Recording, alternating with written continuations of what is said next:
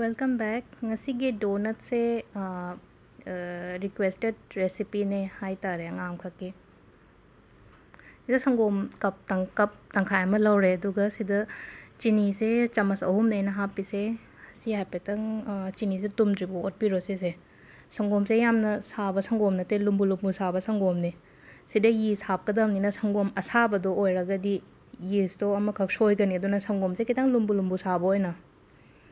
duga yeast chamas ani amaga kitang tapna mix tawbiyo slightly mix haitare yam kana naibidaba aduga sigi si mix tawra matungda minute 10 muktang makhum kupsalaga thambiyo yeast activate tawdre fawba minute 10 matungda sije fazana activate oil yang sije loi sandore sida meda se pawa mane ado sida hapjan gre nga sai yakoina chini ga yeast ga sangom do si mix to biro fazana hambada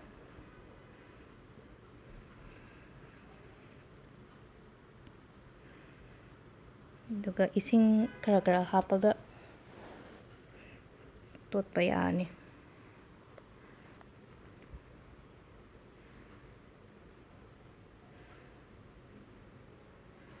Haditi ising amta haptre nga sagi sangom do na dum aina sije mix tawre ising je kitang hapaga tot piro fazana kitang din napane sangom chini meda oira bani na tam na fazana tot piro sije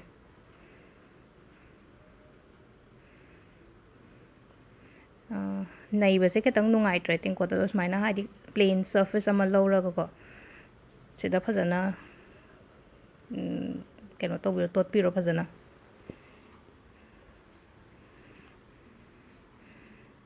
kwaidagi important part ti si sine sigi fazana akoina khutna nai amakhak donut to fazana tani ko smaina chingtho ga koi elastic ke type da sida butter chamas ani muktang amaga hapiro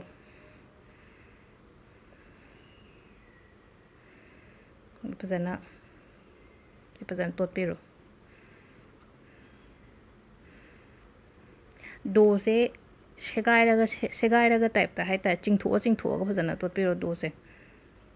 manung sida loin changhalo nga sai gi mixture adagi butter akoina hapkiba mayam se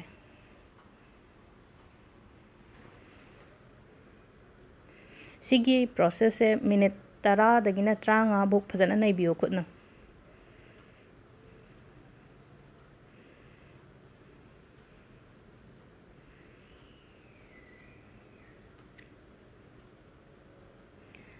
this is my chingtho ga 10 to 15 minutes fazana tot piro se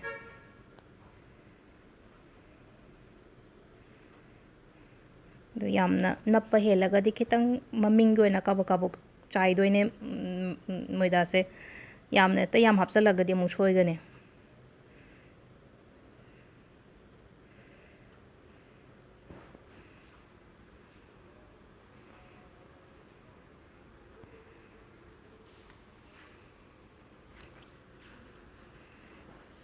si yara ani ko je kabuk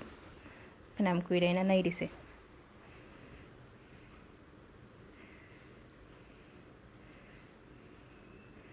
hapetang sumaina tasan biro matum naina hapet ball semaga ithambira se sida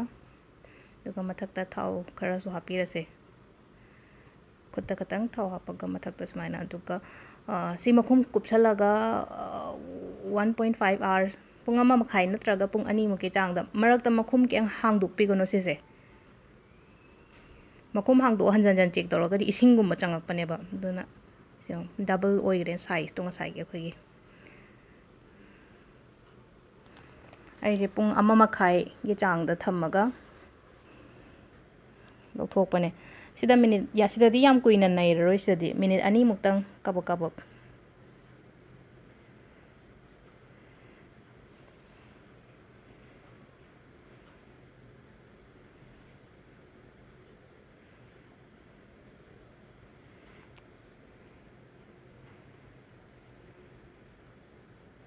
ꯁꯤꯁꯦ ꯑꯩꯈꯣꯏꯒꯤ ꯕꯦꯂꯟ ꯑꯃ ꯇꯧꯔꯒ ꯇꯛꯄꯤꯔꯣ ꯁꯤꯁꯦ ꯑꯗꯨꯒ ꯊꯥꯕꯒꯤ ꯆꯥꯡꯁꯤꯅ ꯌꯥꯝꯅ ꯍꯥꯏꯐꯦꯠ ꯌꯦꯡꯉꯨꯀꯣ ꯏꯟꯆꯤ ꯇꯪꯈꯥꯏ ꯍꯥꯏꯒꯗ꯭ꯔꯥ ꯍꯥꯐ ꯏꯟꯆ ꯃꯨꯛꯀꯤ ꯆꯥꯡꯗ ꯌꯥꯝ ꯄꯥꯅ ꯇꯛꯇꯣꯏ ꯅꯠꯇꯦ ꯅꯠꯇ꯭ꯔꯒꯗꯤ ꯗꯣꯅꯠꯇꯣ ꯄꯨꯡꯄꯥꯛ ꯄꯥꯛꯈ꯭ꯔꯅꯤ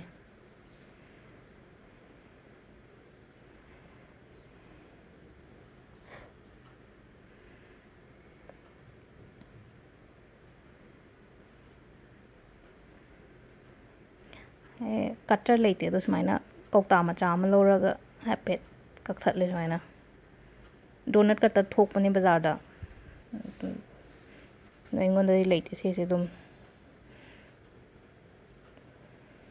ꯍꯥꯏꯐꯦꯠ ꯆꯥꯡ ꯌꯦꯡꯉꯒ ꯑꯗꯨꯒ ꯃꯌꯥꯏꯗꯁꯨ ꯍꯨꯠꯇꯠꯄꯤꯔꯣ ꯁꯨꯃꯥꯏꯅ ꯑꯗꯨꯒ ꯂꯦꯝꯍꯧꯔꯤꯕ ꯉꯁꯥꯏꯒꯤ ꯗꯣꯁꯤꯅ ꯑꯃꯨꯛ ꯆꯞ ꯃꯥꯟꯅꯅ ꯁꯨꯃꯥꯏꯅ ꯑꯗꯨꯝ ꯁꯦꯝꯕꯤꯔꯣ ꯂꯣꯏꯅꯃꯛ ꯁꯤꯖꯤꯟꯅꯒꯅꯤ ꯑꯗꯣ ꯕꯇꯔ ꯄꯦꯄꯔ ꯑꯃ ꯂꯧꯔꯦ ꯑꯩꯅ ꯁꯤꯗ ꯃꯩꯗꯥ ꯈꯇꯪ ꯆꯥꯏꯔꯣ ꯁꯨꯃꯥꯏꯅ ꯑꯗꯨꯒ ꯁꯤ ꯂꯧꯈꯠꯂꯒ ꯁꯨꯃꯥꯏꯅ ꯅꯞꯁꯟꯗꯅꯕ ꯍꯣꯔꯦꯟ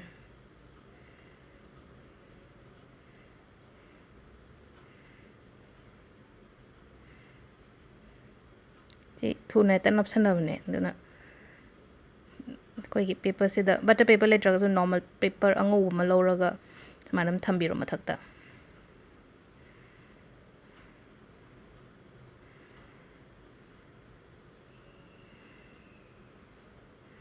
ꯕꯇꯔ ꯄꯦꯄꯔ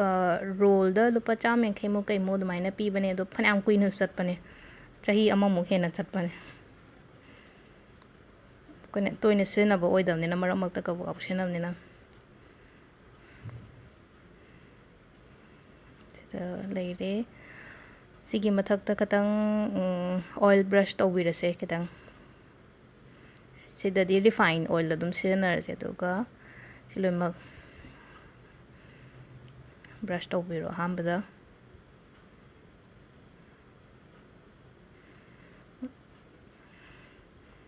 ꯑꯗꯨꯒ ꯁꯤꯁꯦ ꯄ꯭ꯂꯦꯠ ꯑꯃꯗ ꯊꯥꯡꯒꯠꯂꯒ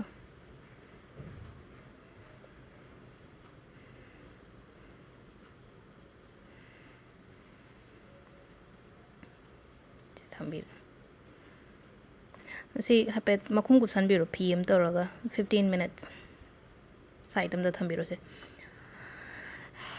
ꯊꯥꯎꯁꯨ ꯁꯥꯔꯒ ꯂꯩꯔꯦ ꯑꯩꯈꯣꯏꯁꯦ ꯑꯃꯨꯛ ꯁꯤꯗ ꯇꯥꯎꯕ ꯌꯥꯔꯅꯤ ꯑꯗꯨꯝ ꯅꯞꯁꯟꯗ꯭ꯔꯦ ꯌꯦꯡꯉꯣ ꯃꯈꯥꯗ ꯑꯩꯅ ꯉꯁꯥꯏ ꯃꯣꯏꯗꯥ ꯈꯛꯇꯪ ꯍꯥꯞꯈꯤꯕꯅꯤꯅ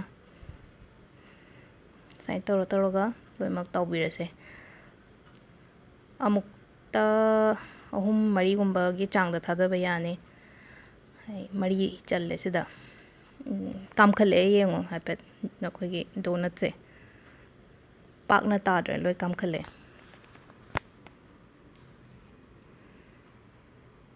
ꯃꯩ ꯂꯩꯈꯠꯄꯤꯒꯅꯨ ꯀꯥꯁꯟꯈꯤꯅꯤ ꯍꯥꯏꯗꯤ ꯄꯨꯔꯥ ꯕ꯭ꯔꯥꯎꯟ ꯑꯣꯏꯕꯗꯣ ꯌꯥꯝ ꯐꯖꯗꯕꯅꯦ ꯑꯗꯨꯅ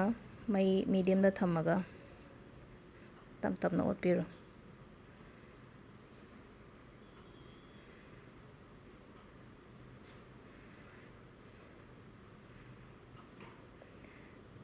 ꯁꯤ ꯃꯨꯟꯅꯕ ꯇꯥꯎꯕꯗ ꯃꯤꯅꯤꯠ 8-9ꯃꯨꯛ ꯀꯩꯃꯨꯛ ꯑꯗꯨꯃꯥꯏꯅ ꯆꯪꯕꯅꯦ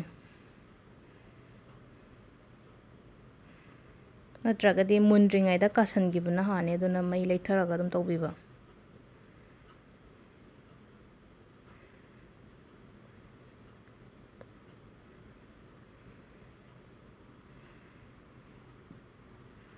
ꯁꯤ ꯃꯆꯨꯁꯦ ꯍꯥꯏꯐꯦꯠ ꯌꯥꯔꯅꯤ ꯁꯤ ꯂꯧꯈꯠꯄꯤꯔꯣ ꯁꯤꯁꯦ ꯌꯥꯔꯅꯤ